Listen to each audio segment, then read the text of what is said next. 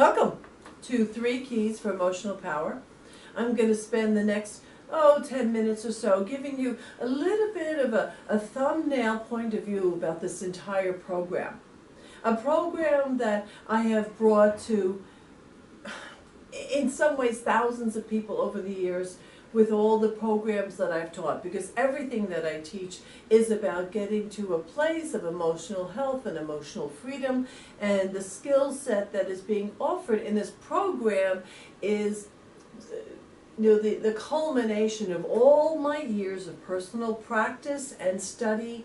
I have brought together all of the best parts of all of my studies to deliver a concentrated and what I believe is a simplified program that is easily applied in each person's life.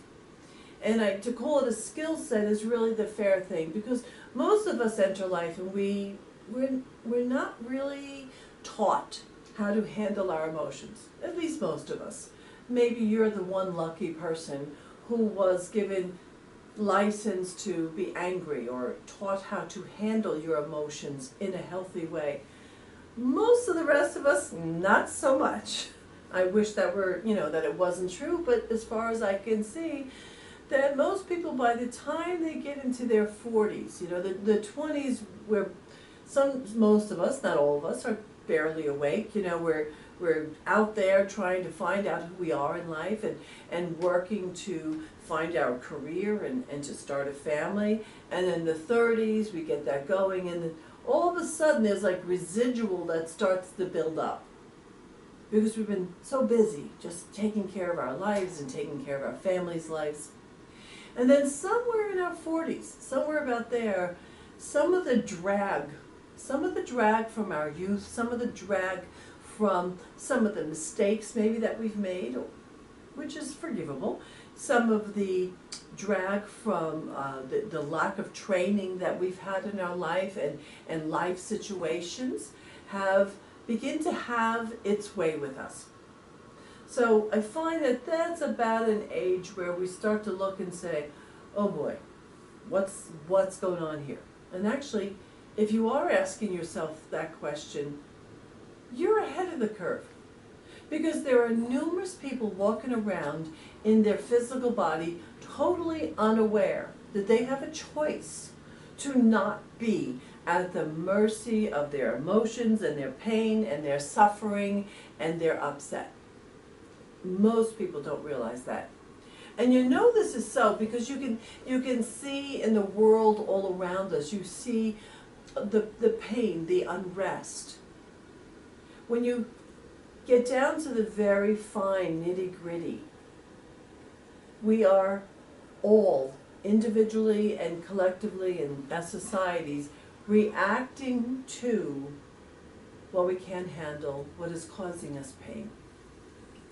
I love in Don Miguel Ruiz's second book, The Mastery of Love, I had to think of the name for a second. In The Mastery of Love, he used the metaphor to teach, what if we each had open wounds on our body, and we come into a room and we're trying to meet and greet people. When you have those open wounds, you're less available to others. And when you think of it in that way, it starts to make a lot of sense. Or what happens is you recognize your wounds in someone else. Now suddenly you're having a wound-to-wound recognition. Now, that doesn't sound very pleasant to me, even though a lot of the world meets that way, and some of that it shows up as misery likes company or commiserating in pain. And I don't necessarily believe that most of us want to be in that. It's the knee-jerk, it's the default that we have as humanity. So the 3 keys to emotional power is a system of learning how to raise your awareness about who you are, the emotions that are running you, and then what happens is we look at the skills that you get to build and refine so that you are no longer stuck. I'm a generous person in many ways, but I'm very stingy when it comes to giving away power. So what I have learned through this training and all this work that I've done for decades, and the work that I'm trying to share here, is that I get to keep my personal power when I learn to not be at the mercy of my emotions. Now, I'm going to tell you a little bit about how we do that, but I want to make a very important point. I am not calling your emotions bad. I am not saying they're wrong. What I am saying is that very often individuals get moved into certain action, or moved into relationships, or moved out of relationships due to our emotional reaction or our avoidance of our emotions. And the way you're going to learn how to know what is going on, and even now, as I'm speaking, pay attention to your body temple. Pay attention to inside of yourself if there's any little reactions. Sometimes the reactions are small, and sometimes they can be quite obvious. It could be anything from sweaty palms to a headache, to a stomach ache, to scrunched shoulders, to back, to feeling it in your back. But your body, and this is the main first lesson, your body is your barometer.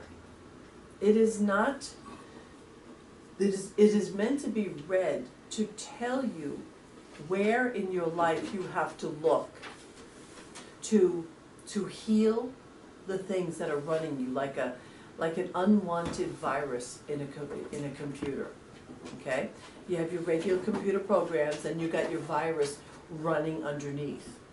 So when we use our body as the barometer, we learn how to pay attention to and see what we've been reacting to in our lives. Your emotions, the ones that have you in action, are not the truth of your being. I really want you to hear that. They are not the truth of your being. They are simply a measurement of something that has happened. They are a measurement of a story you have about something that's happened in your life. They are not the truth of your power and your full essence. You are so much more than those emotional reactions.